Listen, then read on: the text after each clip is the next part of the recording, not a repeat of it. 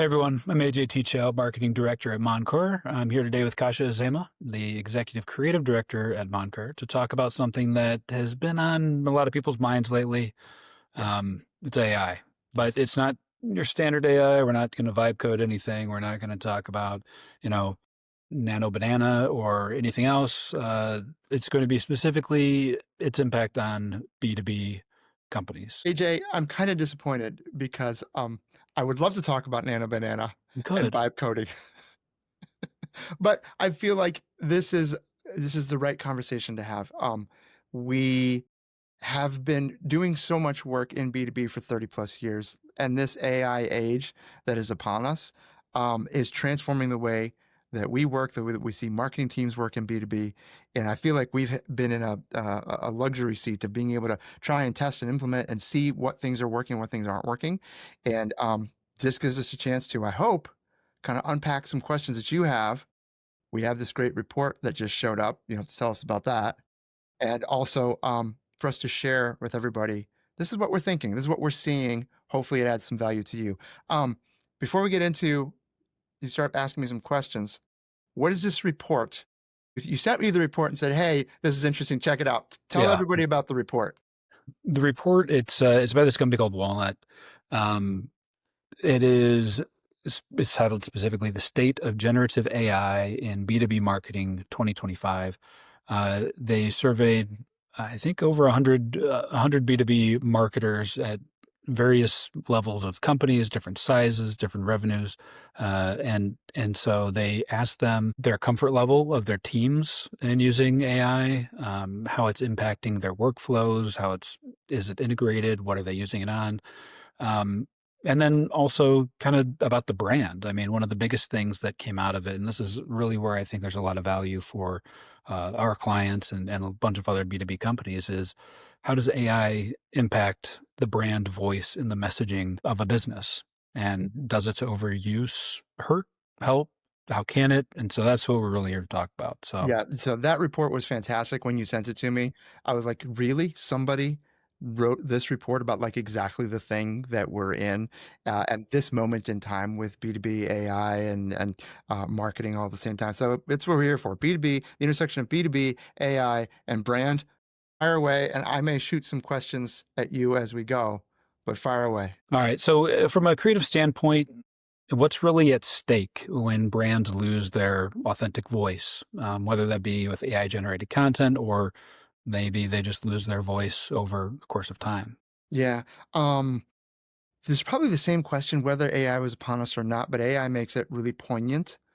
Um, when you lose your voice in brand, you fail to be essentially losing your voice means that you have failed to be differentiated. You have failed to be noticed. You have failed to be recognized. This is really poignant in AI for B2B because B2B is already a place that is more than consumer marketing. B2B is more apt to be what we call the sea of sameness. Everybody doing the same, mostly the same thing with mostly the same vibe, etc. Good branding elevates you up out of that sea of sameness. AI, unfortunately, has learned and trained on that full sea of sameness. So when you use it in B2B marketing, especially, it is predisposed to sound like every other B2B marketing activity out there. And so what's at stake is losing your voice is losing your recognizability, losing your opportunity in the marketplace, leaning into AI too much, or, and we'll probably talk about this some more later, in a way that is not human governed and human controlled. Leaning into it that much is going to quickly evaporate any sense of voice that you have. Well, it's really interesting because, as in the report itself, the number that stood out to me was that uh, 78% of heavy AI users, and again, I'm sorry, I'm reading off of this, but I can put it up on the screen. I know, I know. Why? Can you explain to me why you printed a report? Because I'm a millennial and I'm on screens too much anyway as it is. So this is like my screen timeout, I guess. This is great. I love it. 78% of heavy AI users, or those with a content share of more than 50%, are confident that their output is unique, but brand voice protection remains the top concern across all team sizes. You're fooling yourself. You can't say 50% or more of my content is AI. If it is purely AI generated, I promise you it is not unique and it is not on brand. If 50% of your content is AI generated with human oversight in a way that is meaningful, that is curating, that is directing and guiding the final output, the finish, the final polish on it, then you're probably okay. I would put a check mark on myself, a check mark. I would put a gut check on myself as a B2B marketer. How much of my stuff is coming straight out of the box, out of the robot? How much am I looking at so that I make sure I'm always maintaining? That's our job in branding. That's our job in marketing.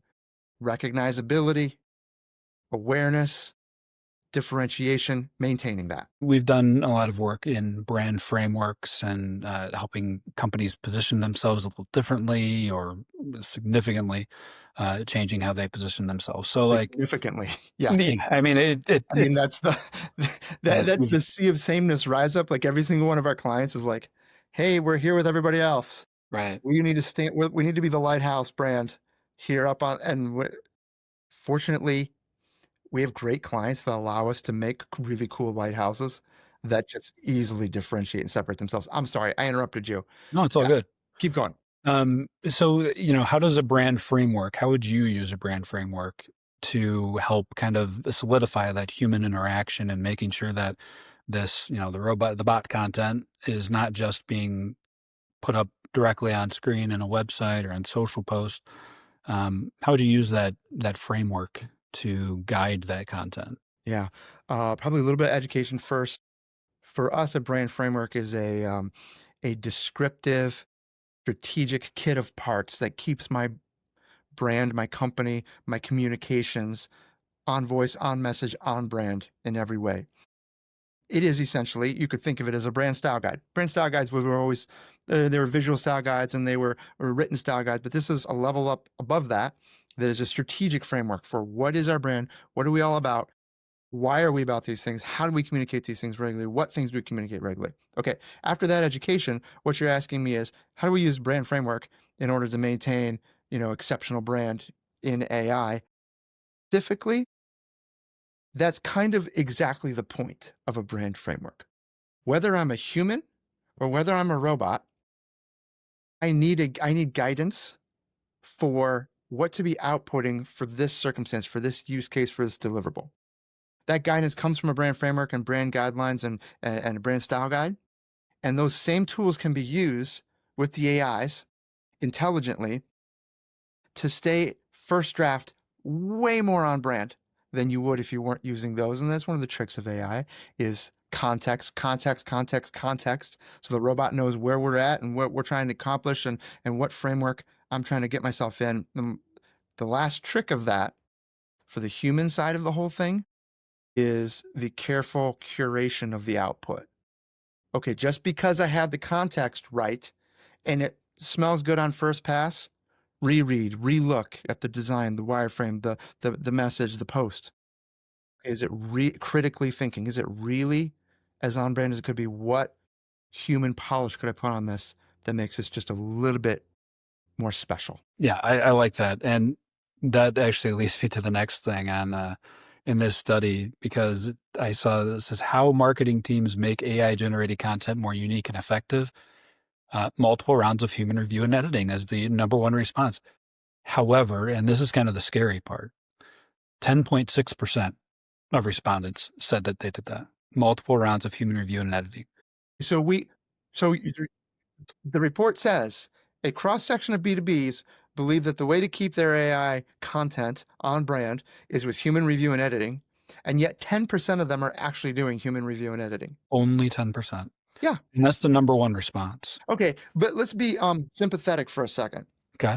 I know from our clients, marketing teams that are small, spread thin, a lot of deliverables, sales is coming over, looking for I need the new tear sheet, I need a deck for the thing. And so it is really tempting to go, wow, I got a tool that can just output stuff really quickly. Okay, and it's tempting to get to fall into the it's good enough trap. Check. Yeah, that looks like it's on brand. So the extra work, I mean, for us, is what we live every day. The extra work is that critical thinking, that critical look. Is this really right? Is it as good as it could be? And does it feel real? Does it feel like it could connect? Does it feel human? And there's a framework for that, how to look at what value we as humans can bring to that kind of content. So the study also showed something that like almost 30%, 29% of teams produce over half of their content with AI. Yet only 1 in 5 have embedded it into their daily workflows. So my question then is, how do you balance the pressure to scale creative and all just create a bunch of content while maintaining the strategic oversight that we just talked about? Yeah, okay. I definitely have an answer to that, but I just want to make sure that we all feel the same thing. I would go over those stats again. 30% of teams are using AI for more than half of their content. That means that, hey, everybody, we're all in it together. We're all doing this. And it is a reasonable part of the way that we work in the age of AI is generating AI produced content across mediums. Then the next thing you said is 1 in 5, so 20%. Yep. 20% what now? 20% of teams have actually embedded it into their daily workflows. Did you have So it? it's Yeah. used often Uh-huh. by many, Uh-huh. not consistently. Not in daily workflows. There's two things going on here. One is an implementation issue, which I'm not going to touch on because that's probably a different podcast. Like, how do you create an AI initiative that actually sticks and actually people use and it becomes a meaningful tool? That's about workflow changes. Let's not get hung up on that. Let's focus on the output. If most of, if a third of us, well over a third of us, are using AI in general in content creation more than half the time, where are we going to bring the value? Which is the question that you were asking. We alluded to this before. Humans are here because we can bring something that a robot never can. Now, we were the only ones who could do it previous to 2 or 3 years ago, but now robots can do it. Okay, so where do we as humans add value to the half of the content that we didn't even touch on first draft? It just came out. Think of a ladder and think of there's 5 rungs of a ladder and we need to move up the ladder. The higher up the ladder we are, the better we are at creating content that connects. The first rung of the ladder is knowledge. Do you have the knowledge to what you're talking about? The AI already has the knowledge. Nobody needs to second. We don't have to wonder, does the AI know about X industry? I can ask about any industry, and it has a very passable, if not 100% correct answer about the details of that industry. Knowledge covered by AI. Where do I add value then? I need to go up a level to experience. Do I have the experience not just to know about stuff, but to know what to do in each case? Okay, so now I add value. My experience as a human makes that content better because I know what will work and what won't work. The next level up from that, because AI continues to nip up at the heels as we keep coming up, is wisdom. Do I, as a human, know why to make this why to make this choice? Do I know why this phrase is going to turn, but this phrase is kind of boring? Do I know why this tactic is going to connect in this circumstance? That wisdom is where we're bringing something special that the AI has a hard time, if not impossible, to touch. Then we get into the completely human realms. Taste. The first one is taste. Do I know what's good? And I as a human, I'm in the best position for that. If I have knowledge, if I have experience, if have wisdom, all that ladders up to I've been cultivating taste over years or over time in my career to know what is good and what is not good. And as marketers, we should have that taste. And then finally, the top rung of the ladder is humanity. Do I know how to make this connect? So not only I know it's right, I know what to do, I know why to do it, I know what's good, but humanity is connecting. Will this connect with other people? And think of it this way, on that top rung, an AI is never going to give you authentic in a way that feels completely human and believable. That's why like these like really lo-fi, to use an example, really lo-fi, low budget iPhone selfie videos from a CEO are Mhm. more powerful than a slick, really well produced CEO message, because there's an authenticity and a connection. The way he speaks, the way she says a certain thing, the way that her expression is as she's communicating that The tools, the robots can't do that. We should use them because we should get ourselves out of the bottom of the ladder. We should stop doing that stuff. But we need to move up the ladder so we can do the stuff that only humans can do in a way that is connective and really energizes and inspires other people. That was long, but that's that ladder we got to get on. Up the ladder, make your decisions from the top of the ladder. That's the value of a human answering that question too. I mean, you can go through all of those ladders, Right, right. explain it all. Yeah. It was funny as you were explaining the authenticity of human experience and everything. The one thing that I thought was, and we can definitely take this out if we need to, but was like why the Blair Witch Project movie connected with so many people was because they didn't know if that was real or not, and it Yes. scared the pants off of people because they're like, that looked really real, and it was all shaky cams and the up your nose shots and all that stuff. Um, Yeah. that was just one of those things that made me think of, yeah, that really connected because of the authenticity, and it really kind of reshaped how, some of those first person, handheld shot movies are done. And, Yeah, absolutely. I completely agree with you. Do not underestimate the value of the Blair Witch effect. And there's an entire generation of marketers who are like, "What are we talking about right I now?" was just gonna say, "Oh, you kids go look it up." No. But unfortunately, we're dating ourselves. But fortunately, uh, we got to experience that at a time which is really echoes, I think, what's going on today. At the time, slick and well-produced blockbusters, like it had to be that because that was the only way to succeed in theaters, etc. Blair Witch comes out, and it is like, I don't even know what I'm looking at. It's so real that it's scaring me in a good way, and I feel like that's now. Like brands, the stuff that is realist is the stuff that is scariest because that's your CEO on an iPhone, which is scary. Well, what if he or she says the wrong thing? Well, what if the edit isn't quite right? You know what? It's the realist, and and it connects way more than the slick glossy thing because that is sea of sameness. How many slick glossy videos have you seen? A million, Enough that I don't remember them that much, and right? that's Right? Exactly. it. Yeah. Well, and it's always good to know too that at the end of the day, spoiler alert, 25 years later, Blair Witch Project was fake. It took multiple takes. You can do the same with your CEO on their cell phone too. So Okay, if great. you can start No over, problem. Whew, I was worried about that for a like, second. all right, that one was not good. Let's do it again. Yes. So the next part of the study that I wanted to get into was the adoption rates of AI for specific types of content. Okay, so you mean like which type of content is it turning out to be the most AI generated?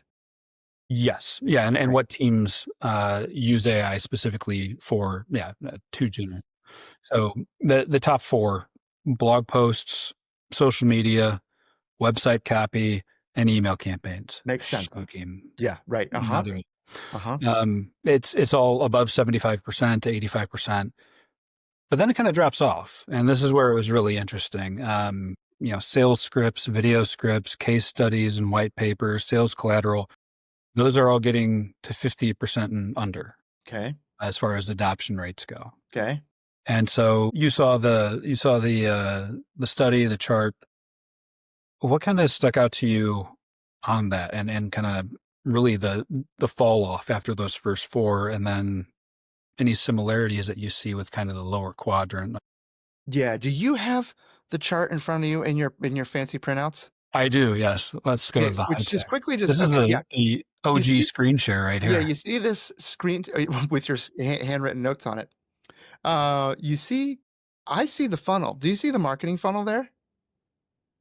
It's the marketing funnel because the top of funnel stuff, I think if I could probably map this to the marketing funnel. Top of funnel stuff. Uh, Website, blog posts, social media content, middle funnel stuff. I'm getting more personal, more in decision making. End of funnel stuff, probably. What's at the bottom of the list? Well, unfortunately, the bottom of the list says we don't use AI.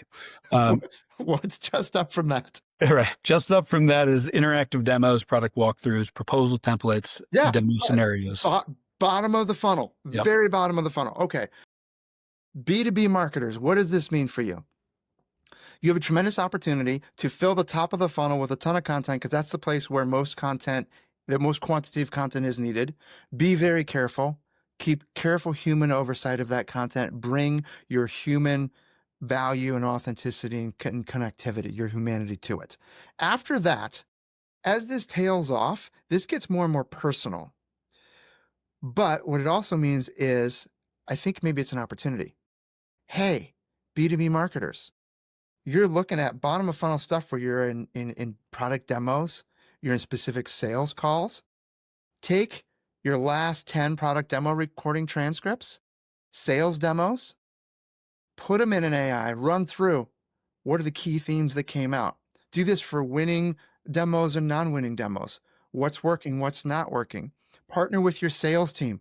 They're dying for this information. They love this information. Partner with your sales team to go, hey, we looked at the last 20, and these are the key things that really worked on the closers, on the ones we closed. And these are the key themes that apparently didn't work because we didn't close these. What does that tell you? And then you use it as a feedback loop. Sales, you can use that to learn, how do I inject some of that back up to the top of the funnel? So I start getting the right things in the places where the most kind of content needs to be created. That's, I think, what that shows me is the funnel is alive and well. But secondly, the lower use of it at the bottom of the funnel may be a mistake because we could use the AI there to help identify what really wins, because that's where we have closing ratios. And we can use that to create content further up the funnel to increase our chances of winning again for everybody that keeps going down. Yeah, and in those cases, it's maybe not just leaning on it as generative AI. It's analytical AI, Yes. and so it's all the sales pitches that you lost. It was probably because you mentioned the Blair Witch Project too many times, more than likely. If That's I had to guess. that's where AI has a tremendous advantage over us humans.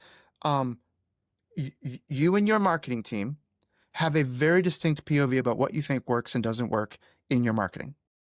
Your sales team also has a very distinct opinion about what works and what doesn't work in your marketing. Your bosses both also have very distinct opinions about what works and what doesn't. AI It's doesn't. yeah, They're not the same. AI doesn't have any opinions. It does have data. And if you can provide it with data, I love what you're suggesting. AI as an analytics tool. Analyze that data, what works and what doesn't work, so that everybody can learn how to dial in better. Because ultimately, in B2B, we are selling, but we need people to buy, and they're only going to buy if we're converting and moving them down that funnel with messages that connect as they keep going further down. So what's connecting? Keep populating that funnel with more and more things that connect. and it doesn't just look at necessarily, what you mentioned, what you talked about, or anything like that, but it's also on who the customer is and what Yes. customer type that will resonate with everybody just a little differently, based on a lot of things that you probably won't be detecting in the data set up in your mind. But as you said, AI, it's got that data set that it can refer to, in a very nuanced way. Yeah. So now power move. Here's the script, everybody. Take your customer data, ask your AIs to create personas. Take your closing conversations, your product demos, all those things, map it against those personas and go which ones won for which personas and which ones didn't win for which personas. All of that, I mean, that's 2 weeks worth of work we can do in a couple hours, right? Like literally, what a tremendous lift is that to you to bring to your next sales and marketing meeting? Hey, we took a look at this. This is what we're finding. Wow, Yeah, great. it might take longer to gather the information than it will be to get the insights. It absolutely would. So in going over all this data and seeing the results of this research here, what would you say if you could summarize it? How is the role of the B2B marketing leaders evolving as teams start offloading more of the content creation to AI and you can leverage it for just about anything? Yeah, right. Okay, so what did being a marketing leader used to mean? Which is a bold statement. Like used to, like all of a sudden I'm saying that and it's changed in the last couple of years. Yeah, I'm going to make that bold statement. Being a marketing leader used to mean creation. Can you manage the creation or the team of people who are in charge of or doing the creation to fill our marketing pipeline, which drives top of funnel leads to our sales pipeline, which closed. Like that was the role of the B2B marketer. Used to be. In the age of AI, that I believe that role is better thought of as a curator. The AIs give us so much power in creation, in power meaning quantity, and in a lot of cases, when done well, a lot of quality. We get a high degree of quality out of the AI tools that we implement because we know how to use them well, and we're applying the right content, context, etc. But we don't have to be saddled with the creation. We can now rise up the value ladder to the curation, curating. What is the best stuff? What are the right things to do? It used to be fill our social media channels with posts. Now it can be, I could fill it with anything, and I could do it in about 37 seconds. So now is what's the right thing? And because creating isn't my bottleneck, decision making is my bottleneck. The right stuff in the right place and why that is going to connect with people. Rise up that value ladder, as we talked about. Bring the humanity, bring your taste, so that you can move the needle.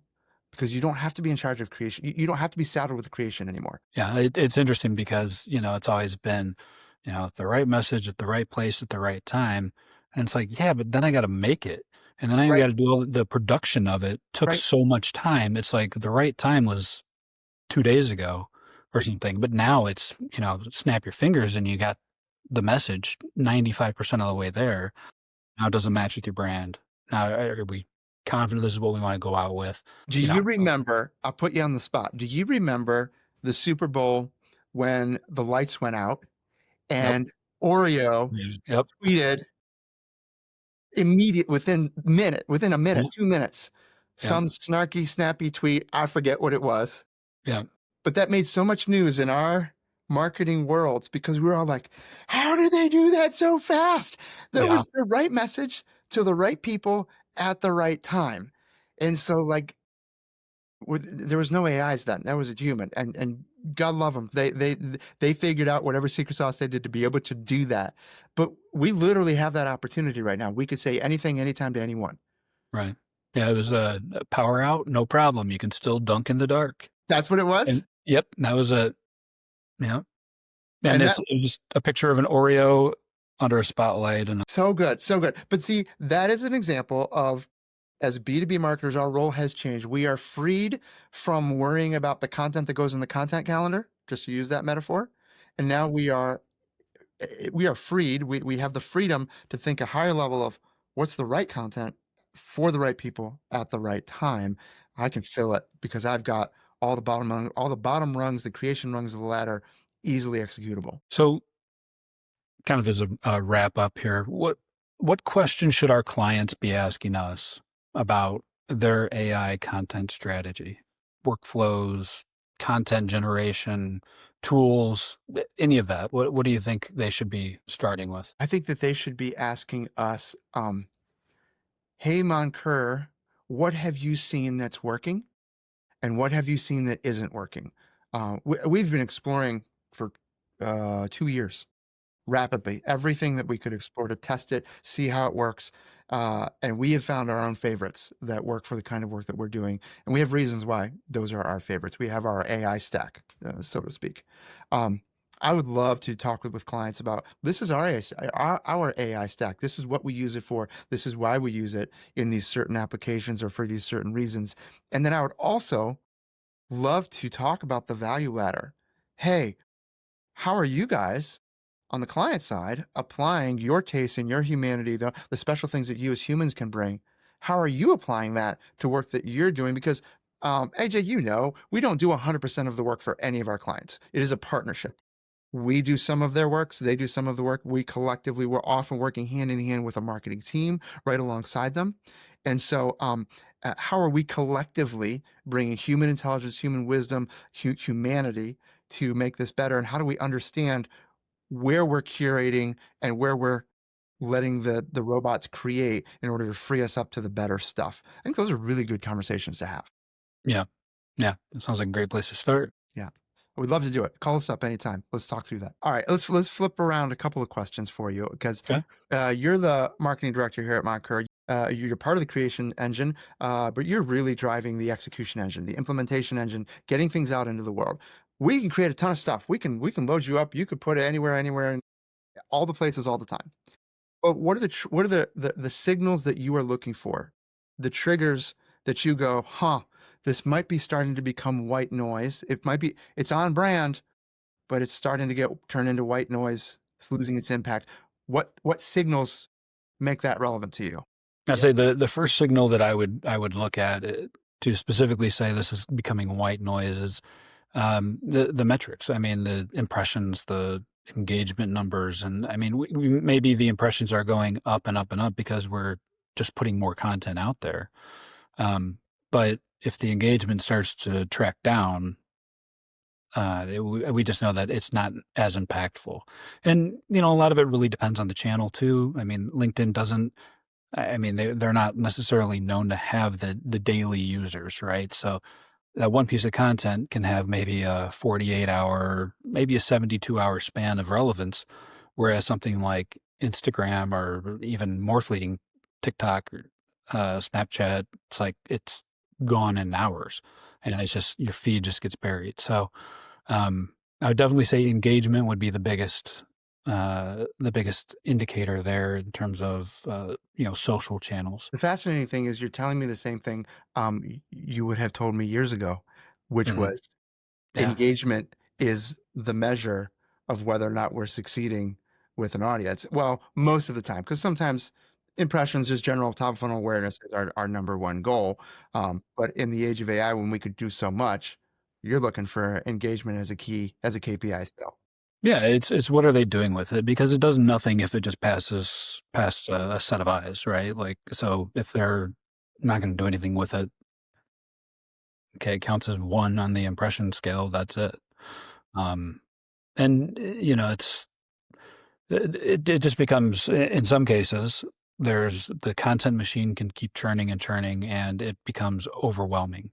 And when your entire feed is filled up by a particular brand or person or whatever, maybe you felt this way. I certainly have.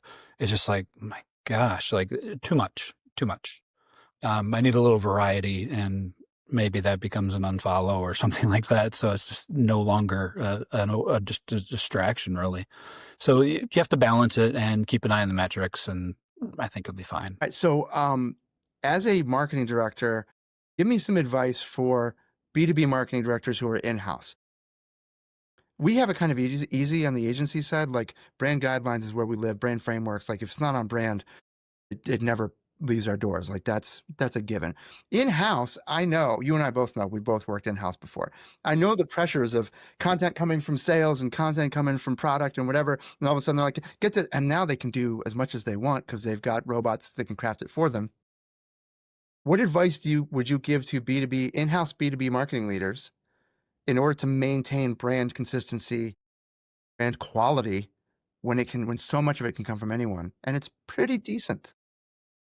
Yeah, that is one of my favorite requests. Is so and so from sales wants this? It's like, well, why?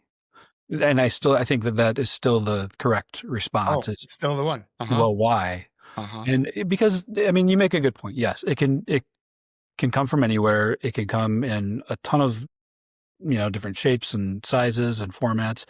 But really, it's the why. It's matching it up against the brand framework that you talked about.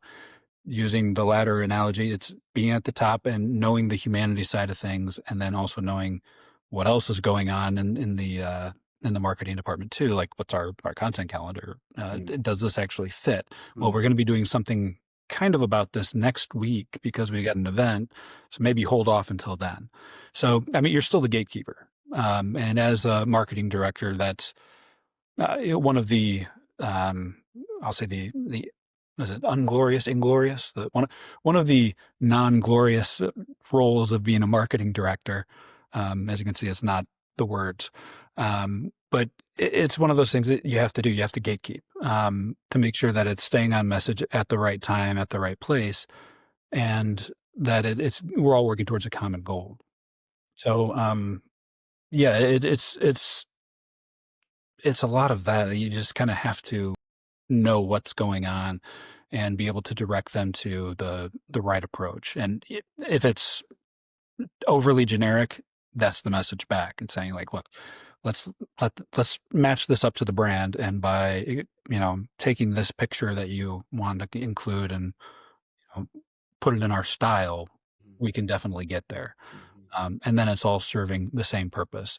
And cherry on top, now this user generated content, if it's maybe they're posting it on social and they did the fabulous checkpoint to say, hey, before I post this on my own social platform, is there anything else I should think of? If they do that, first of all, give them a pat on the back and buy them a drink because that's amazing.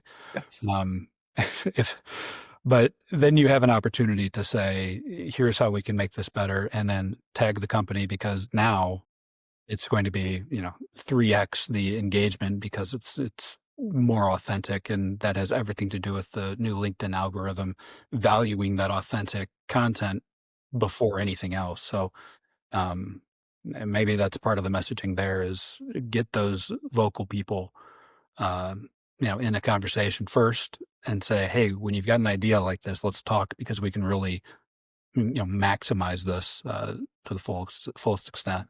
So I heard you say two really interesting things. I heard you say curation, but you said it by a different set of words. You're a curator as a B2B marketer, and I also heard you say authenticity, that it feels real, and those are awesome. Same things we're looking for from the agency side as well. B2B marketing teams, as we just talked about, ton going on, a lot of tools at my disposal. Sometimes using them well, sometimes not using them well. But where do they start? Like, what advice do you give, B2B marketing leader?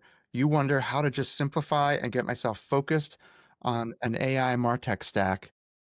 AJ, where do you tell them to go to start? Yeah, to get started, if you're starting at zero, start with content calendars, brainstorming, um, treating treating AI as your conversation partner, and then use it to iterate. It's not necessarily a search engine. I mean, sure, you can use it as that, but it's you're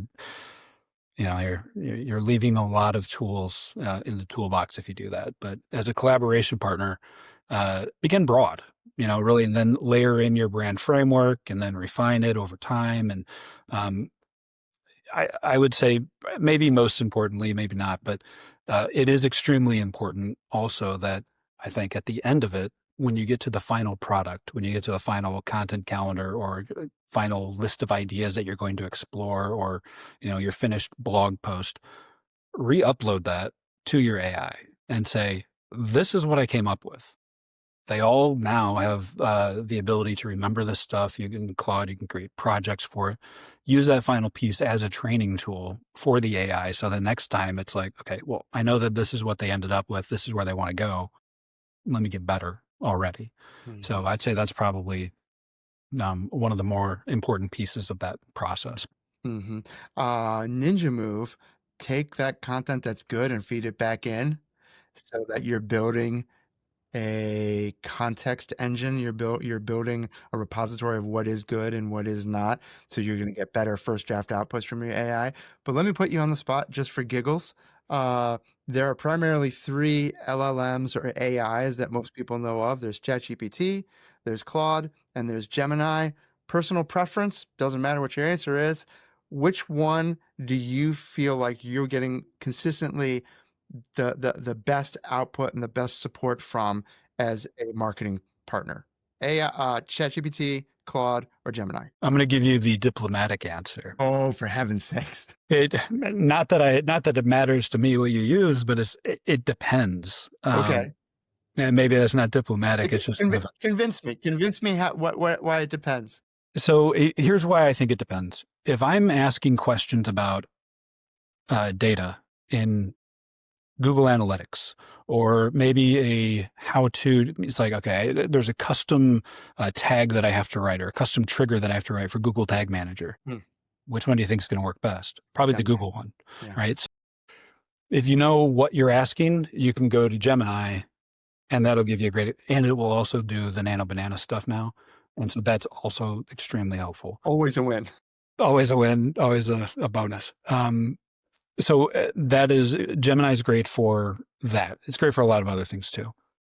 Um, ChatGPT, I mean, new features have come out in the past 24 hours that, the branching function in chat and all that stuff. Um, the ChatGPT is used, I think, in the study, it's 93% of respondents say that they use ChatGPT. I mean, there's really no arguing that it's the biggest one out there. It's most used.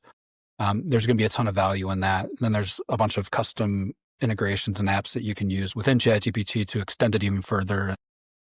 So that's I'd say a great solid all arounder. I'm giving out, awards. You are. You're giving most likely to succeed Exactly. superlative Yes. awards. But keep going. This is fascinating. Yes. Claude, I mean, I think I actually use Claude the most, Yeah. Okay. honestly. Uh-huh. Um, I love the projects, Yeah. and I think it's probably the strongest feature in Claude for my workflow.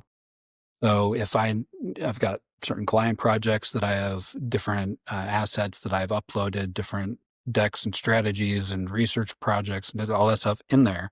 And then you can give it special instructions so that for every chat that you start with all of those documents in place, for every chat, I want you to do these things or walk me through step by step in this kind of guide or whatever it is. And then you have another chat that you can directly query all that stuff. Um, That's extremely powerful, and it also, I think, provides great reasoning, good writing, um, Mhm. all of the things that you kind of expect now, I guess, out of AI. But it's kind of no frills visual approach. It's fantastic. I love that. So yeah, it's a little bit depending on what you want to do with it. They all have their strong suits. I asked you for one answer and you gave me the diplomatic answer, but you did convince me. They're different tools for different use cases. Yes, and I yeah, I would definitely say too, if you're not sure which one to use all of them. Use all three, see what happens. Which answer do you get gives you the best response? Which one makes you think a little more? All right. So in the Walnut report that we've been referencing, it clearly showed that smaller B2B teams are adopting AI faster, larger B2B teams are adopting AI slower. Uh, we could probably guess what those reasons are, but I think I'll ask you specifically. You've been an in-house marketing leader at a large organization. What advice would you give other in-house B2B marketing leaders at large organizations who are looking at this going, oh, it's going to take me a while it's going to go slower. How could I speed this up? What advice would you give them to help them speed up that adoption rate in their larger organizations? So you got IT, procurement, maybe executive leadership that's seen all these stories about data being submitted to all these larger language models and different learning algorithms, and then whoop, proprietary roadmap got included in somebody's response that doesn't work at this company. So there's a right to be cautious. Um, I don't want to say by and large they're fully resolved, but I think it's the way to kind of accelerate that is to ask what ways can we do this with the current tools that we have? I mean, if as a really large company, if you have Microsoft kind of back end, Yeah. Copilot's right there, Yeah. and they have done a lot of great work in making sure that the data is siloed and non-discoverable. And I think that as quickly as the tools have evolved over time, that they've also evolved quickly in the security side of things too. So if you don't want your data to be exposed to the all of the other people using um, the same tools, then you typically have that protection in place. So I think more or less working with IT and everybody to get small scale pilots going, and that proof being kind of the selling point for some of those groups to be like, okay, it's not as bad as maybe I thought. Right. It's not as scary as the headlines made it out to be. I love Exactly. the simplicity of what you're saying is like, yes, there's going to be roadblocks for you at a large organization. Ask, what are the roadblocks? How might we overcome them? Yeah. And then volunteer to be a part of the pilot. Like large organizations need people who will raise their hands and say, "Hey, I would love to be a part of that. I'd love to help to move that forward." So you can do that. But let's flip it to the other side. Small teams, the report showed, are adopting AI at a very fast rate, and small B2B marketing teams. But what's the risk for them? What are the watchouts they need to be careful of? Part of the reason why they're adopting it so quickly is just because they need the resource, right? It's like an additional person or two or three that they can leverage immediately to create the content that the one or two that are planning trade shows and helping sales and all these other things they just can't do, and also running the website and social media and all those things. There's also fewer approval layers, so there's not as many of those gates in place, and then sometimes you just have the permission to experiment a lot more freely. So all of those things are fantastic, but anybody with a teenager knows that the more freedom that you give, the more worry you have in the back of your mind too, because you never know what they're going to do. And I only say that because the quicker you adopt something, the quicker that you go into it head first and by saying, yes, this is the most amazing thing in the world. It's helping me do all this stuff, create everything, is that you don't check its work. And that's why I see like that 10% number of only 10% are really going back and checking it over to make sure it aligns with the brand framework. And then less than 10% are fact checking the numbers and the figures that come out. That's the biggest risk for anybody that's leveraging AI is not confirming and taking it as truth. I mean, real quickly, ask your AI, does it hallucinate and give you fake data sometimes? It's going to say, yeah. It's gonna say yes. So that's going to be the biggest risk. So this is interesting that like what we learned in high school, like math class of check your work, show your work, check your work is like the same thing we're doing now. It's like You got to do it. Yeah. that's your number one watch out for, which I mean, it's what we've been saying throughout this conversation is like, you need to be the human that checks the work, that has eyes on, and that makes sure it's as on brand and as good and connective as it can be. You got to get the BS detector out sometimes too, because you may get some data that comes back. Literally ask whatever you're using. Say, where did you get that number? Yeah. And they will either say, "Huh, you're right. I made that up as a placeholder," or they'll say, I got it from this source. Yeah. And then at least you know. Well, Kasha, I think that's all we've got for today on this particular topic and the Walnut Report. Great conversation. Really Yeah. appreciate you taking the time. Yeah, And likewise. This has been fascinating. I like kind of yeah, exploring brand and AI and B2B, that intersection together, like from creative and from marketing lens, and hopefully bringing some value and something new and something special to our fellow B2B marketers. It's been really fun. absolutely. I really appreciate it. I'll see you around the office. All right.